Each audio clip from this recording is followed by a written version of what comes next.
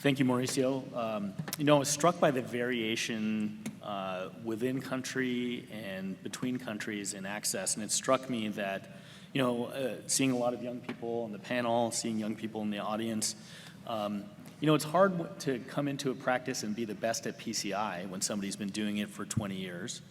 But it seems like it's actually becoming a low bar to be the best at access by adopting some of these best practice techniques, really focusing on this. It seems like people of my generation and older are kind of asleep at the wheel.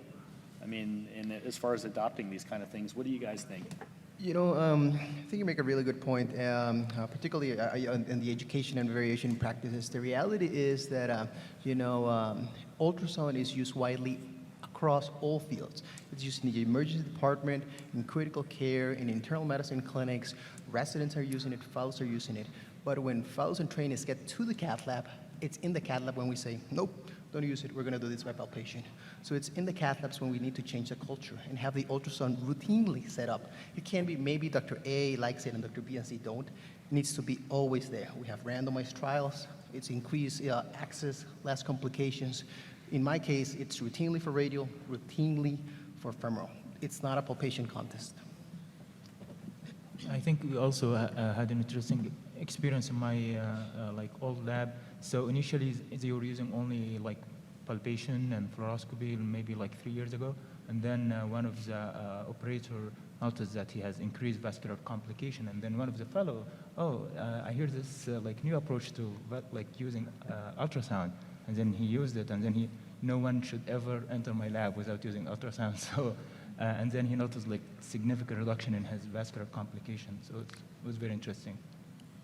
So I would agree, totally would agree, and I feel that in the era where radial gains ground over femoral access, I think that there is a gap in literature that should be addressed, and I think that it's about time to have a study with comparing radial access with femoral access, with state-of-the-art femoral access with use of micropuncture and ultrasound, in order to see really if radial access has better outcomes in patients where best clinical practice femoral access will be used. Completely agree with you. It's fellow-initiated in most cath labs now. You go from a cath lab to another and you say, well, we can use ultrasound, and then suddenly the whole lab is using ultrasound. So I believe that would be for the best for everyone. Alison?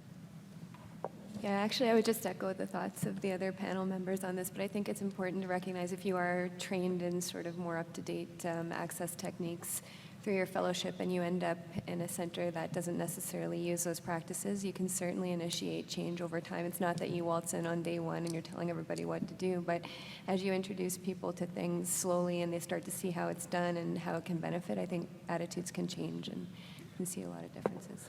Maybe Mauricio and Manos can comment, but I think going forward, the question is not really, is it radial versus femoral, and are you a radialist or are you not, but do you spend special attention to access? Because there are just some things that you can't do radially and some things that you just need to have these skills. And whether it's large bore, I had to do my first in many years descending saphenous vein graft intervention. It came off the descending aorta. And I struggled until I switched to radial and did it that way.